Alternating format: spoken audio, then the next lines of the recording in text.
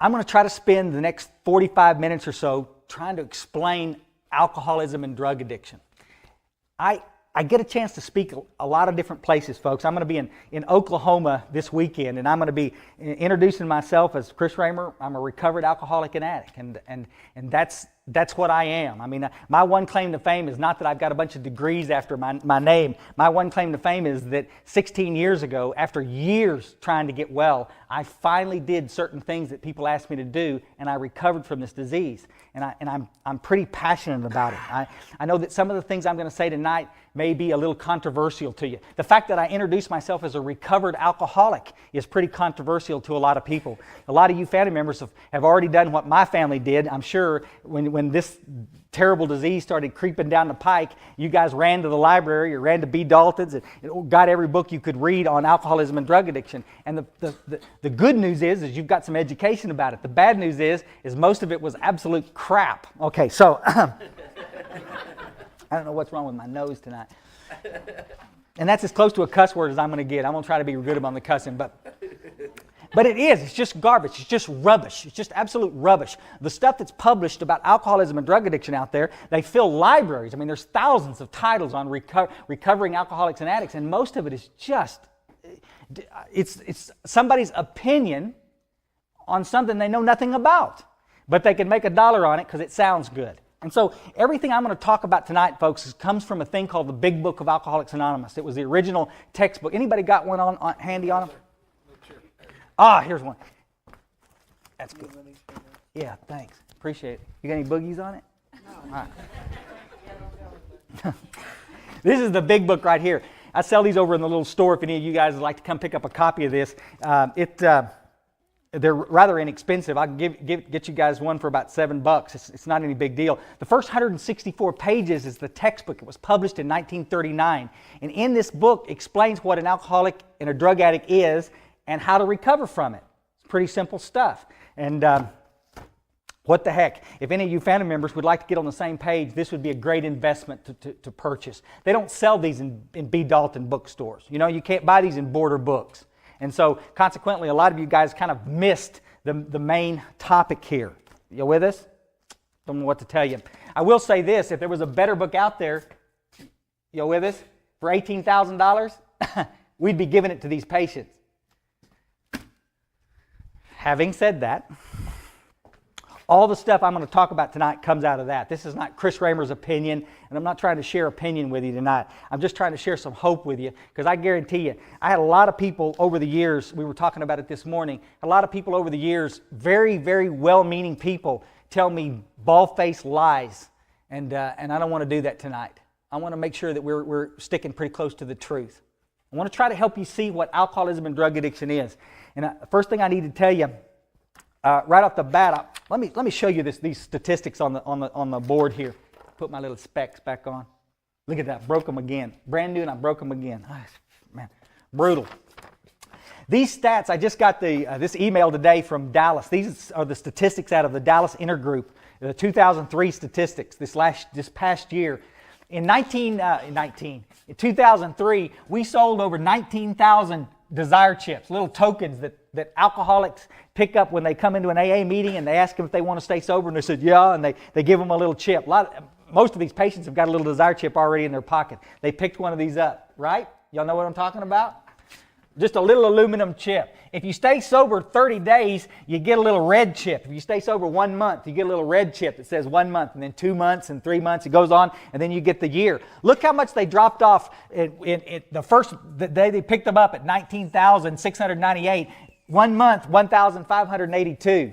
Look at that drop. This, year in, year out. We've been following these statistics since 1993, since I started working out here. Look at this right here. 1 year chips, 1,385. I'll do the math for you because the guy did it for me. That's 7%. You with us? When that textbook was published in 1939, we had success rates that were through the ceiling. In 1955, we still had success rates of between 65 and 75% getting well. And today, right now, in one of the largest cities in Texas, heaven forbid, we've got a 7% success rate. Now, folks, something's wrong here. 1955, a lot of people were getting sober. And today, hardly anybody's getting sober. There's a reason. It's not rocket science, it's a reason. Reason is we stopped talking about the solution, which is spiritual in nature. We stopped talking about God. Everybody wants to be socially correct. Well, I got to tell you something, folks. If that's social correctness, we're not going to be very correct tonight. It's not talking about religion. We don't care. The fellowship was not based on anybody's belief in a certain religion. It is based on having a thing called a spiritual. First thing I want to tell you, going out of the chute here, folks, probably the most controversial thing I'll say all night. Alcoholism and drug addiction is not causal. Alcoholism and drug addiction is not caused by something out there. It's genetic. We understand it. We've known it for years and years and years. It's documented. There is no debate about it other than the people that don't believe it. I don't know what to say about that. A lot of well-meaning people killing people trying to look for the reasons that we drink too much. Y'all with us? It's genetic, and that's what we want to do tonight. In a few minutes I've got with you, I want to show you the symptoms of what alcoholism and drug addiction looks like. And in some of you family members, you can look at this, you can check for yourself and see if maybe possibly you have a problem with this too. I think this is a great idea. I'm sure some of you family members don't, but because if it's genetic, the chances are that somebody in our family is also suffering from the same problem. I've got an identical twin brother that's just like me. He was an alcoholic. My little sister has never had a problem with alcohol. She freaks me out. I've talked about her on more tapes than she can shake. She is the epitome of what we would call a normal drinker. She'll sit down and have a glass of wine and drink that whole glass of wine if it tastes good. If it tastes a little funky, you know how wine can get sometimes, it just doesn't taste right. So they tell me, she'll slide it across the table. I'd say, Lisa, what's wrong with your wine? She says, it just tastes a bit off.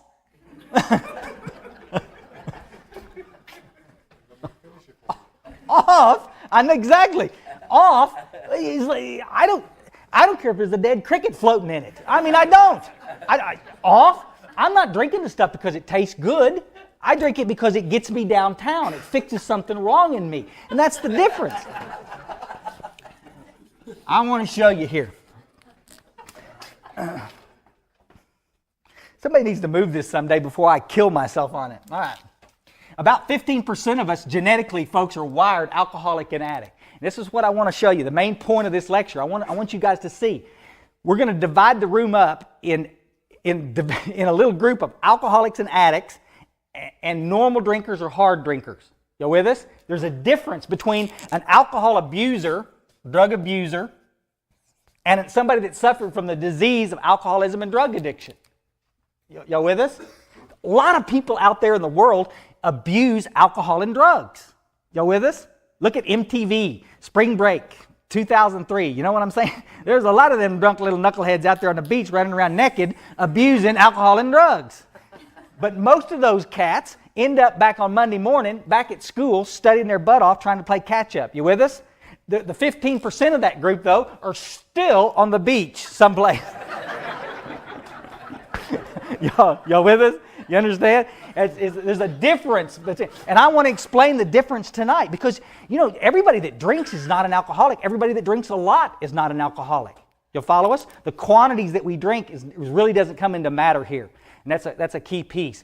A lot of you guys in here, moms and dads, because you were able to stop given sufficient reason, you assume that your 17-year-old son should be able to do the same thing. It's a logical assumption, but it's not true necessarily. It's genetics. It's just like being allergic to food, for heaven's sakes. I mean, some of you cats in this room are allergic to food and you can't eat it. Just because you're allergic to a food doesn't mean that you were potty trained weird or something. We're not going to have to go back in and try to find out the deep-rooted family secret that caused you to be allergic to shrimp, for heaven's sakes. You're allergic because genetically that's the way you were wired. Make sense? It's the same with alcoholism and drug addiction, and we want to make it so dadgum complicated. It's not. There's a percentage with us. It's got nothing to do with the way you were raised or the amount of money you got. That's just the way you were born. Some of you guys are blind. Some of you, we haven't got a clue what color. It's different every day. We may never know. All right. Let me show you what an alcoholic and addict looks like. And family members, I don't want you to get freaked out here. If this starts sitting a little close to home and you start seeing that maybe you've got some of these symptoms, don't worry about it. We got plenty of orange bands for you. All right. All right. 3 parts. Alcoholism and drug addiction's got 3 parts. This is like qualifying. When I first got to Alcoholics Anonymous, they said, "Chris, you got a problem with alcohol?" And I said, "Uh-huh." I was drunk at the time. And I said, "Uh-huh." And they said, "Well, welcome. And sit down." And I sat down in a chair and I like deer in a headlight says, "Well, that all there was to it?" That's why I couldn't stay sober, folks, because I call myself an alcoholic, but calling yourself an alcoholic or a drug addict doesn't make you one. Make sense? The book says that I got to be convinced to my innermost self that I'm the real McCoy. It's the toughest job that we have out here with these patients, is trying to get them to understand what one looks like and then identify with it. Because if you can't identify, you're not one of us. It's like you can't be a little bit alcoholic, folks. You either are one of us or you're not. Make sense? Can I ask a question? Sure. Is it age? Is it genetic problem that you have? Uh-huh. To identify this? Uh-huh. Uh-huh. I'm fixing to give it to you right now. Okay. That's it. Come on. Stick with me. No, there's not. A scientific test with genetics, they will be able to do it. They're right on the cusp of it right now. They've been studying this stuff since the mid-'80s, hard and heavy. They understand it's a genetic predisposition, without question. When we get to find that, we'll be able to find out what causes cerebral palsy and thousands of other diseases that we would love to know at an early age. Let me show you real quick. Alcoholism and drug addiction is 3 parts, folks. I'm going to show you. We're going to talk about each one of these pieces. It's pretty simple. And then you can identify. Look at your truth based on your experience and see if you can identify with what we're saying. And some of you are going to be able to identify, and some of you won't. That's a pretty cool thing. Here's the first piece, the physical piece. When I put alcohol or drugs in my body, are there times that a phenomenon of craving will kick in and I will end up drinking more than I intended? Normal people drink exactly what they intended and then they stop. Alcoholics and addicts can do that many times. But there are times when this phenomenon of craving kicks in and they end up drinking or drugging more than they intended. Normal people never do that. Make sense? A normal person, give me a normal person. A normal person that's a family member. Are you normal? Are you an alcoholic? No. Jesus, you look like an alcoholic.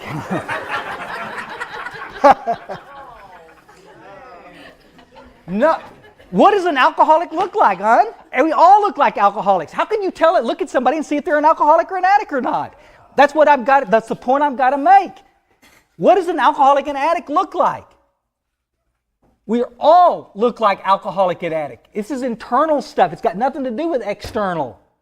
That's stereotypical stuff right there. Believe it. What I got to have a trench coat on and be running around peeping in windows to be qualified as an alcoholic? Absolutely not.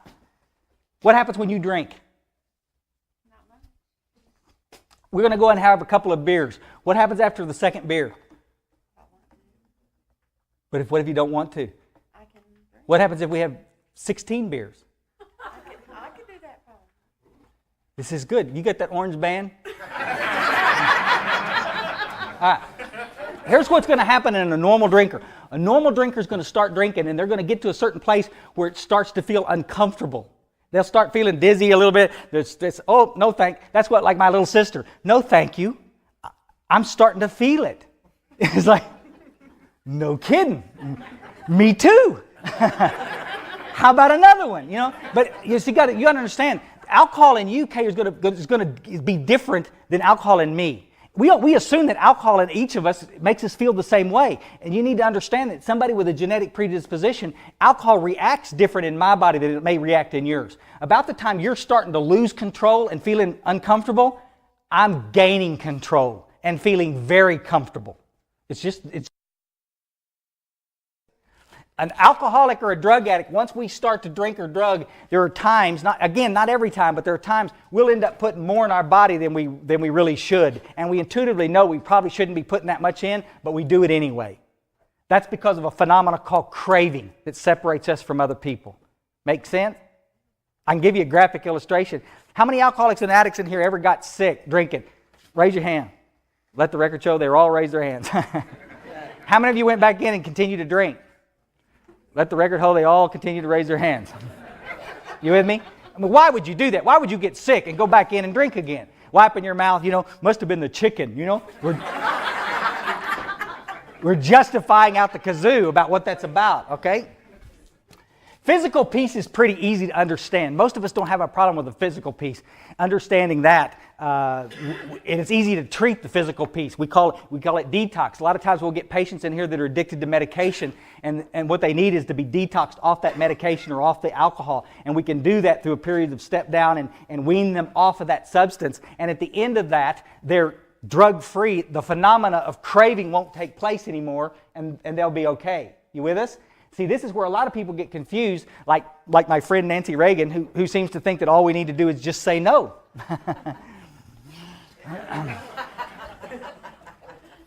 And this is what you guys got to say, because I'm not trying to be disrespectful here to Miss Reagan, bless her heart, but she does not understand. You see, it's the combination of the two pieces that make alcoholics and addicts and make this such a fatal illness. You see, the next piece, the mental piece, is this thing called choice. An alcoholic and addict has lost the power to choose whether they're going to do this or not. Our willpower becomes practically non-existent at certain times around the alcohol and drugs. Even when I've been given 1,000 reasons not to put it back in my body, I do it anyway. That's the insanity that the book talks about when it's referring to this disease. One of the toughest pieces for the patients to swallow, and it's one of the absolute toughest piece for the family members to swallow. Can you manage the decision to stay stopped? One of the things I got to make real clear here, guys, there were a lot of times when I first started drinking, when I was a kid, that alcohol and drugs was fun, and even though it was causing me some problems, I didn't really want to stop. But there was a period of time in my 19, 20-year drugging career, that I really, really, really wanted to stop. And I really, really, really, really needed to stop. You with me? Legal problems, wife that wanted me to quit, compromised health. I really had to stop. And I made 100 valiant attempts at stopping. But I couldn't stay stopped. I could stop for short periods of time if enough pressure was on me. But I couldn't make it stick. You with us? A hard drinker or a hard drugger will be able to, under any major circumstance like that, to stop on their own power. A college student going to school, it starts jeopardizing their grades. They realize that their GPA's dropped. My gosh, it's all around the partying. I quit. And they never touch another drink. You with us? A guy will be out partying, have a DWI, get caught up in the legal system. I'm done. I'll never touch another drop. They stop. They drank. They looked a lot like alcoholic and addict. They did a lot of the same crazy stuff that we did. But they had the power to stop on their own power. They didn't need a spiritual experience. They just got slapped and said, I'm done, and were able to quit. Folks, I got to tell you, in 1982, when I was married, first wife, and we had a little shoving match one night, and the cops came, and geez, I went back in after it was all said and done and apologized to her. And, I remember her words. She said, Chris, it was the alcohol and the cocaine that did it. And I said, without question, I know it was the alcohol and cocaine. She said, then would you stop? Do you want this marriage to succeed? And I said, absolutely. I did. She was a wonderful woman, still is today in Houston, Texas. Wonderful woman. She says, Chris, then you're going to promise me you'll quit? Yes. Had some cocaine left, dumped it out. Dumped all the booze out. Stayed sober for 2 weeks. Into the second week, somebody offered me a beer, turned the first one down. Nope, on the wagon. Second, third one passed by, and my mind said, mental obsession kicked in. I put one in my body, the phenomenon of craving kicked in, and I drank one more. and went home, patting myself on the back. Hi, honey, I'm home. Walked up the steps. She opened the door. You know how they can do. She knew I'd been drinking. Didn't even have to talk to me. Shut the door in my face. Went and packed. See, my deal with Karen wasn't that I was not going to get drunk anymore. My deal with Karen was that I wasn't going to drink anymore. Period. I have some choices in my life, folks. I have the choice whether or not I'm going to get on this spiritual path, whether I'm going to enter recovery and stay there. Those are choices that I can make. But if I choose not to do that, if I choose to say, to heck with God, I don't need that, I'm going to be okay by myself, then all bets are off. The mental insanity will return and I will die. What's 100% fatal. That's why it's so imperative that we all get clear on the same page with this business. When we have somebody that relapses, folks, it's not that they decided to go drink again. It's that they got sick again and the drink took them over. You with me? Let me tell you the third piece that'll clear some of this up for you. This third piece, perhaps a graphic illustration can help you guys understand that. Here's a little guy we call Issue Man. We draw him up here on the board about 1,000 times a week. This Issue Man, he could be Issue Woman too. Boop, there you go. It's like the patients, is the Issue Man, okay? This internal condition that the big book talks about, most treatment centers won't talk about. This is the only treatment center I've ever been around where we really spend a lot of time talking about the spiritual malady that the book talks about, the spiritual illness. It's got nothing to do with a belief in God. There's a lot of us in these rooms that believe in God quite heavily, but belief in God and access to that God is two separate things. The spiritual malady is very real. I'm going to give you the symptoms of what the spiritual malady looks like. Some of you family members that are sitting in here with significant others, or especially if you're in here with your kids, see if you can see these symptoms in them. I think you can. How about irritable? Symptom of the spiritual malady, irritableness. How about restlessness? Discontent, fearfulness, depression. Number one symptom of alcoholism and drug addiction is depression, folks. We've been treating it with a stupid pill forever. When I finally got sober in 1987, I was taking 7 pills a day just to maintain. And it had been more if I'd gone to more doctors. You with me? Not knocking the medical fraternity. They're trying to help the best way they can. But a pill for an alcoholic is not the answer. How about boredom? Anxiety? Trouble making a living? Trouble in personal relationships? Low self-esteem? Feeling of uselessness is how the book explains it. Here's one for you. What is this constant need for others' approval? We call it codependency out here. What it is an internal condition that demands your total attention 24/7. And when we don't get it, we're coming apart at the seams. That's internal. All of this is internal. Every bit of that's internal. This is what gets treated by the recovery program of action that's outlined in the Big Book of Alcoholics Anonymous. This internal condition, once treated, is alleviated. See, a lot of the cats in this room believe, a lot of you family members, I'm sure, are convinced that the alcohol is the problem, that the cocaine is the problem, that the pills are a problem. It's not. The alcohol and drugs are the solution.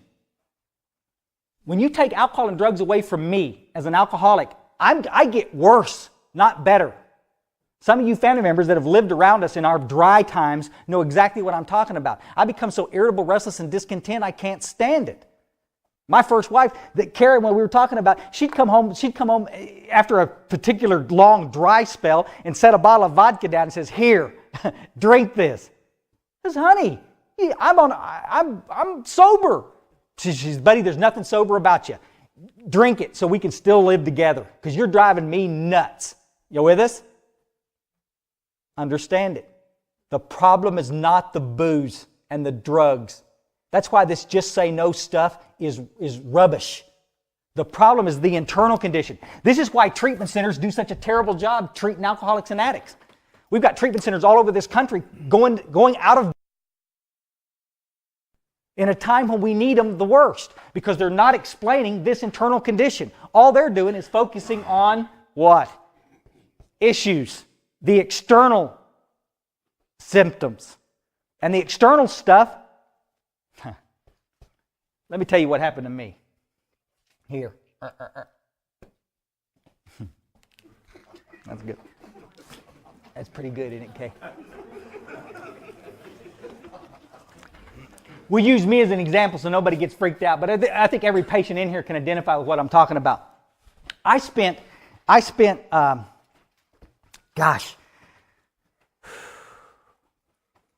from the early 70s, worried about my drinking and drugging. I was in the food business, and I'd gone to Houston specifically. I grew up here in the Hill Country, but I'd gone away in about 1973, I guess, to Houston and gotten an apprenticeship program, and I was going to make a whole bunch of money and find me a classy city woman and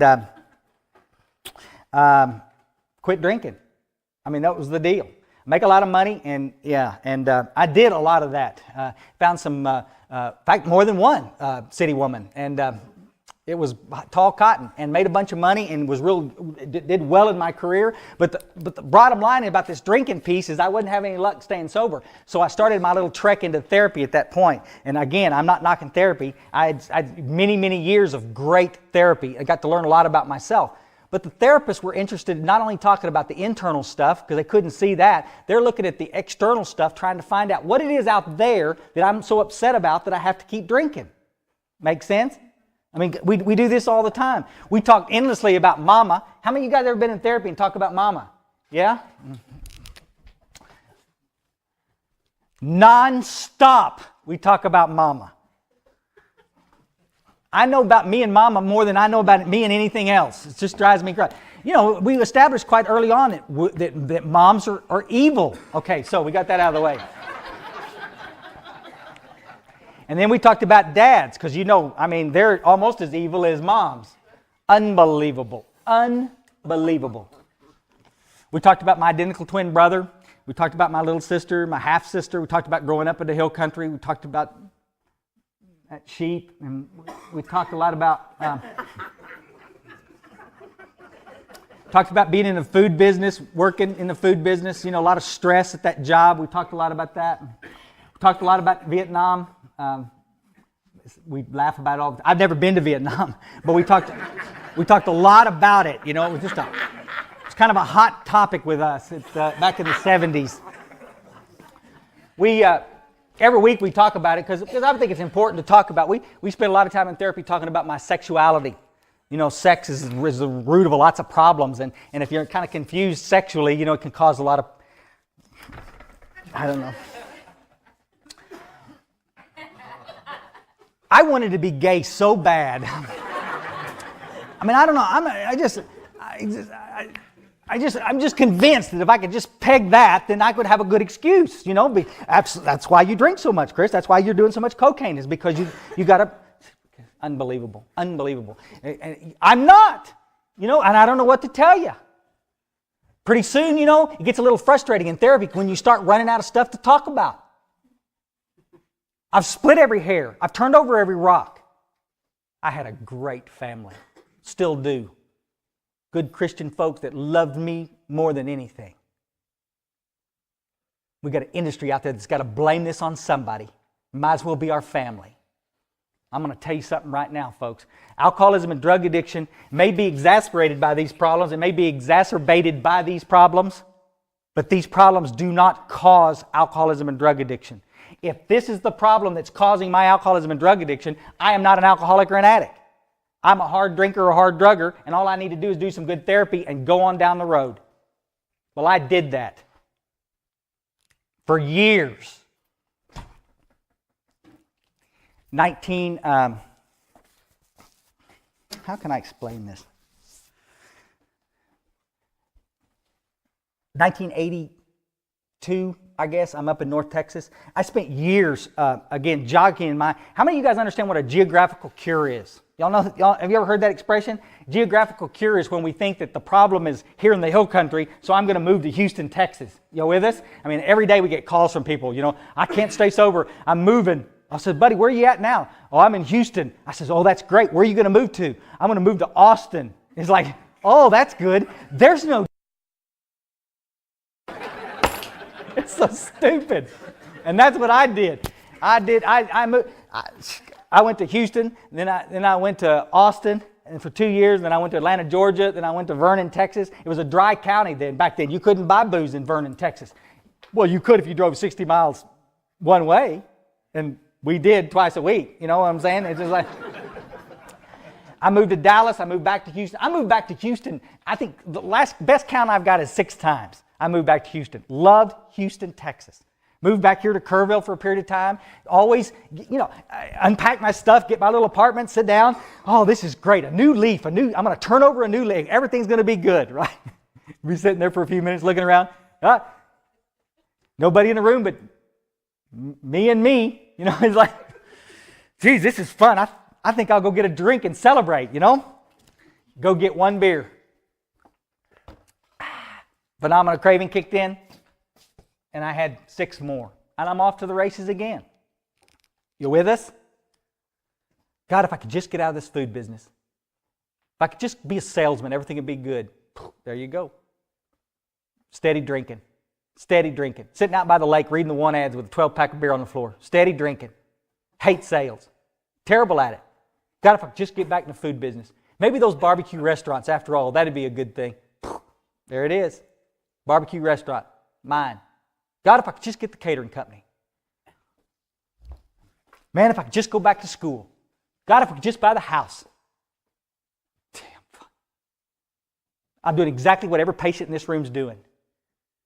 God, if I could just change my external world, I could be okay in here.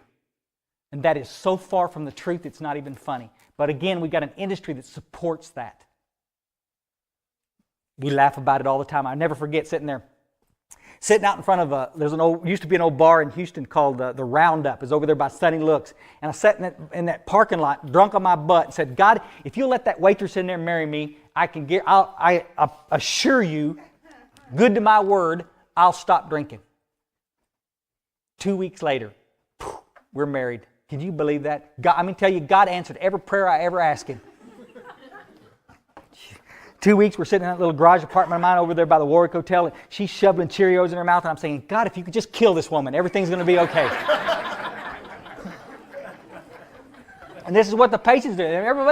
God, if we could just get married. God, if we could just have kids. God, if we could just shoot the kids. We could just get this, and we could just get that. We spend a lifetime trying to work our little circumstance. Y'all know the expression, get your ducks in a row? When I do lectures up in New York, I say that and everybody's just blank faces. Everybody looks sideways. Get your what in a row? It's like, you know what I mean about getting your ducks in a row. You got everything. Got the house and the car and the wife and the kids. I got everything lined up. Because everything gets lined up, you don't have anything to drink over. Ridiculous. Because I'm not drinking over that external stuff. I've had my ducks in a row. Always lost it. That's why we got to stop getting on this treadmill trying to figure out what we need to do out here.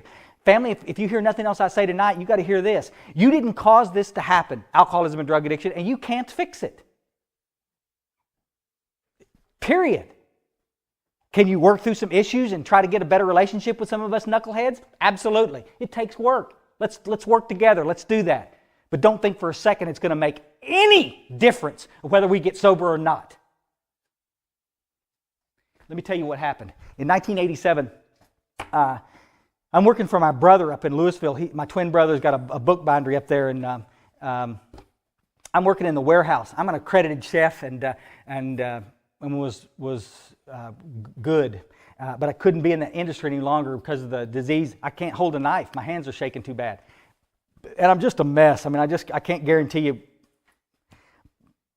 But he looks the other way and helps me and stays close by. And that's one more reason why I feel so akin with the family members. God, if it hadn't been for family, I'd have been dead. I'd have been on my butt.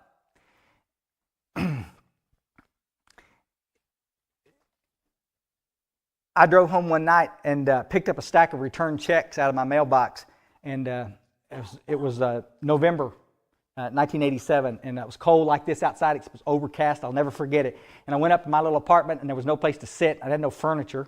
The dope dealer had my furniture. I'd lent it to him. He said he liked it, and so I just thought, what the heck, you can have it. I traded it for dope, what I did. And I'm sitting in this apartment, and there's two ferrets in a cage over here and me, and a stack of returned checks. I got a great life, folks. I had to tell you, my mom and dad have been proud of me, and I'm just so done, I'm tired of taking the pills. They're not working. I'm tired of living the life I'm leading. I've exhausted my checking account one more time. There is no savings account. There is no credit cards. There is no woman. There is no nothing. 35 years old, and I am so tired of living, I could spit.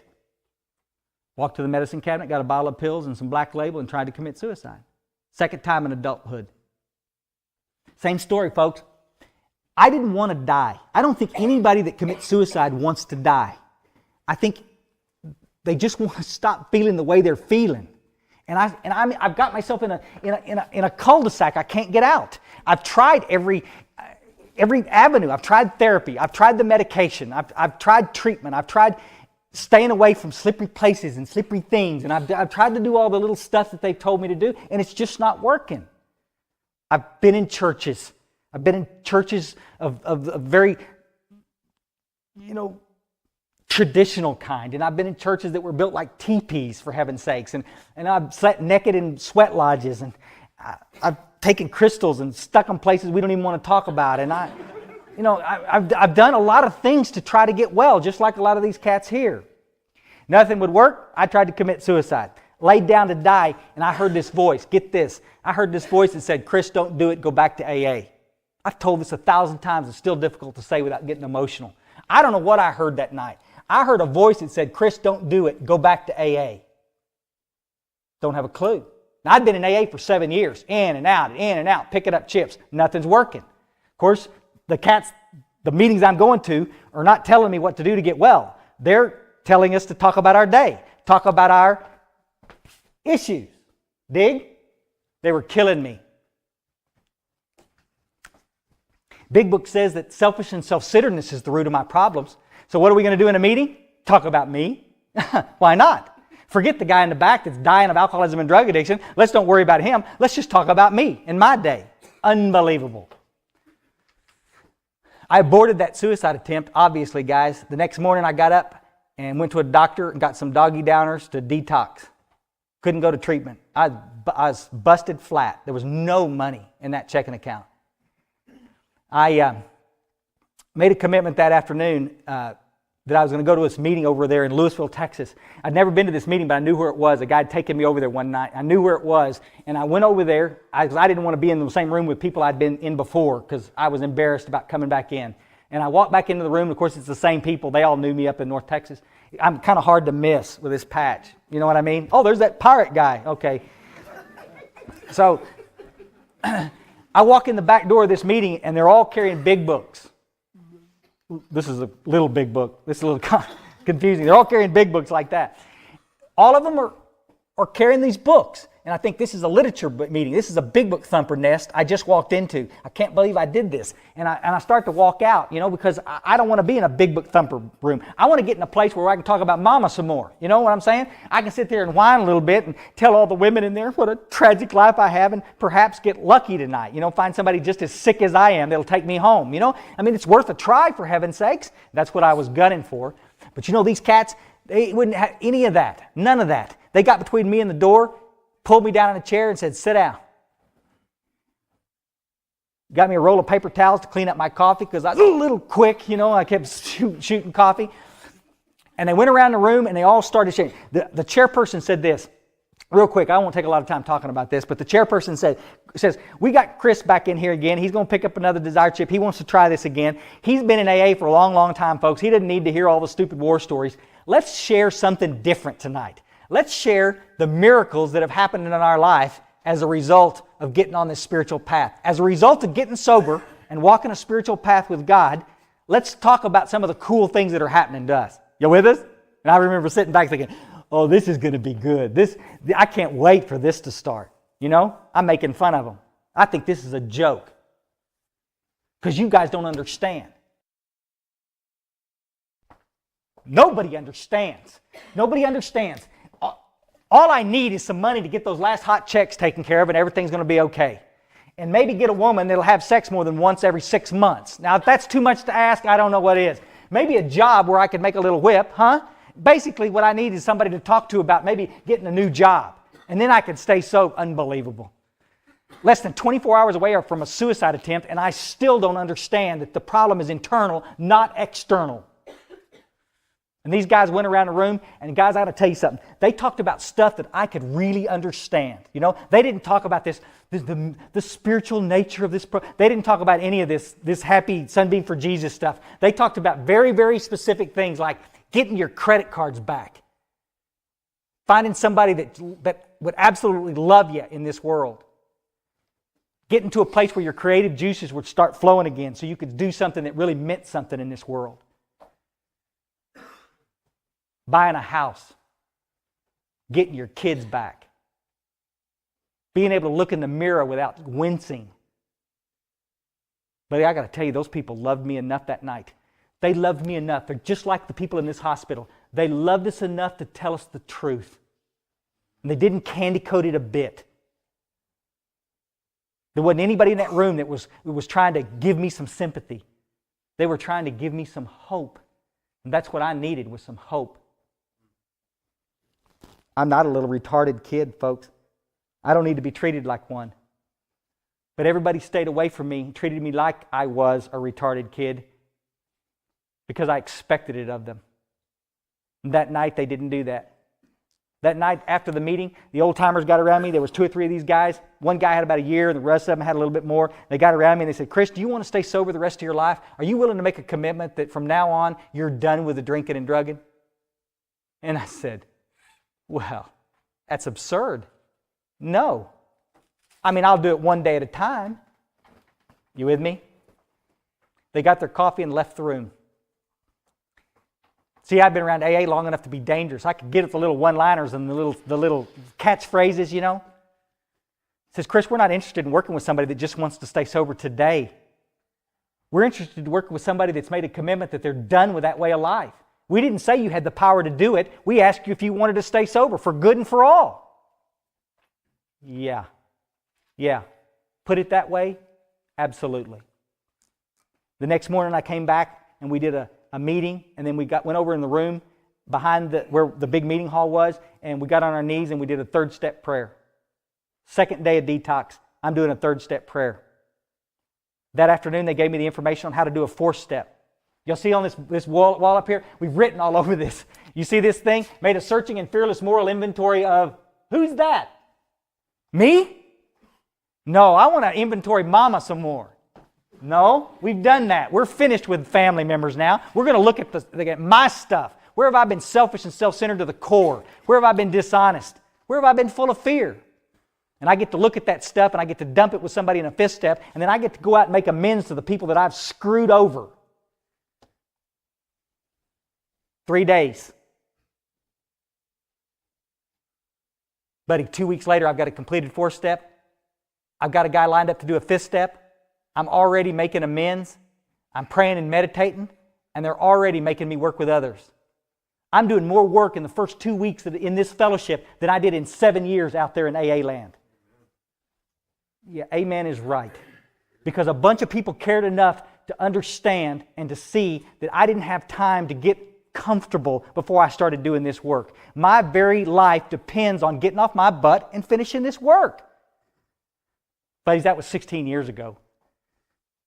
Second week after I got there, I was talking to one of the cats earlier. The second week after I got there, I've got that completed 4th step, and I drive home up in North Texas.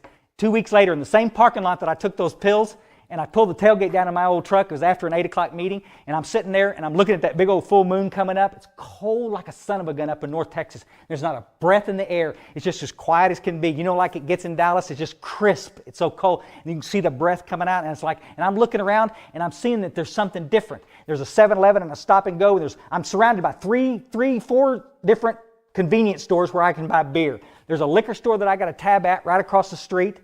You with me? My cocaine dealer lives in the apartment complex where I live. It's Friday. I got a pocket full of money. And nobody but those stupid ferrets tell me no. You with us?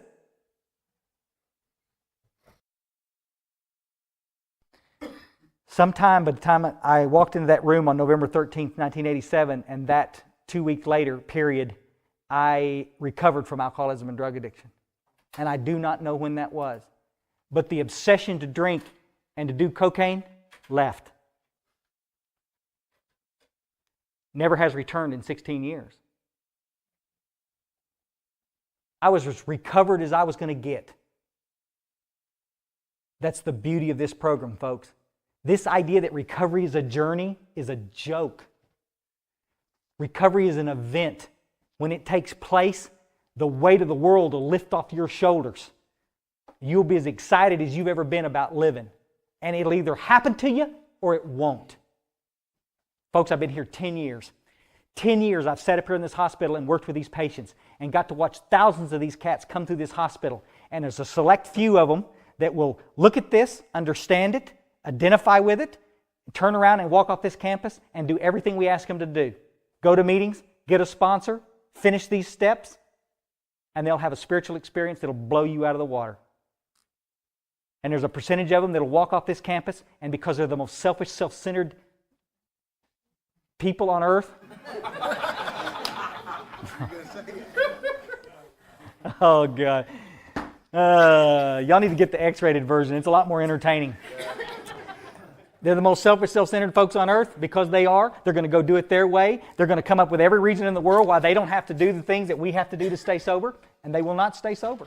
And they will drink again. It won't be that they'll choose to drink. They will choose not to seek the power of God. They will choose to do it on their own.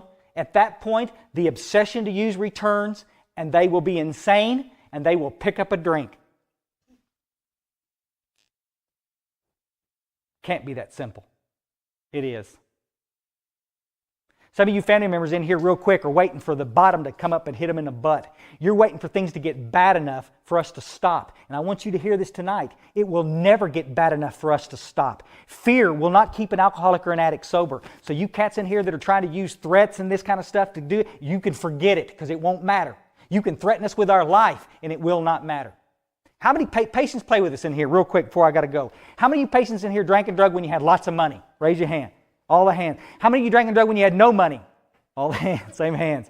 How many when you was in a great big nice city? In a crappy little town like Ingram?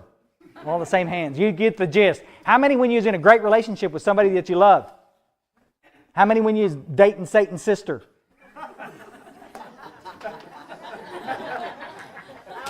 Same hands. So you family members, relax, because what you're coming to is the absolute crux of what I'm talking about tonight. If I'm going to get sober, the responsibility of my sobriety relies directly on my shoulders, not anybody else's shoulders. I've seen this too many times, folks. Everybody wants to try to find out who's going to stay sober and who's not. Forget it. Forget it. We won't know till they walk off this campus. The ones that put one foot in front of the other and seek the power of God like we're talking about, by working these steps, finishing this work, they'll stay sober. And I don't, listen, folks, and I don't give a rat's butt about this. I don't care about this stuff out here. I'm not trying to be callous. I'm trying to say this is not going to matter. I've watched too many alcoholics and addicts come through this hospital that had everything in the world to live for and got drunk immediately. And I've watched cats that had an absolutely most tragic life you could ever imagine. Molestation, rapes, abuse, nonstop. That grasped the one little reed of hope that we gave them. Finish this work. And they did it, and they had their guaranteed spiritual experience, and the obsession left. And oh, by the way, there was enough power left over to deal with all of this other stuff that was driving them crazy. This is not about just living one day at a time sober, folks. This is not about not drinking and drugging at all. This is about getting some power in your life to go do the cool things you've always wanted to go do. And it's the best job I've ever had was sitting on this campus, watching these patients walk off campus and change the world out there. Because so many of them do. The who-who of the people that have been in this hospital would impress anyone in here. The tragedy is that so many don't do it because they still will not buy the fact that my external world has got nothing to do with my internal world. And I hope you guys get it. I got these business cards up here, folks. I want all you family members to make sure you get one of these. It's got my 800 number. I'll be more than glad to give you my home number if you want to do that. You want to call me at home anytime. If it's after 10, it better be life and death. Because I'm an old man and I need my sleep. But 800 number's got my extension on it. If any of you guys got any questions or you got problems at home and it looks like the significant other is fixing to go do something stupid again, pick up the phone. You can whisper if you want to. It's okay. Pick up the phone and call me and I'll get in the middle of it. We'll find out what's going on, okay? I love you guys. Thanks for being here.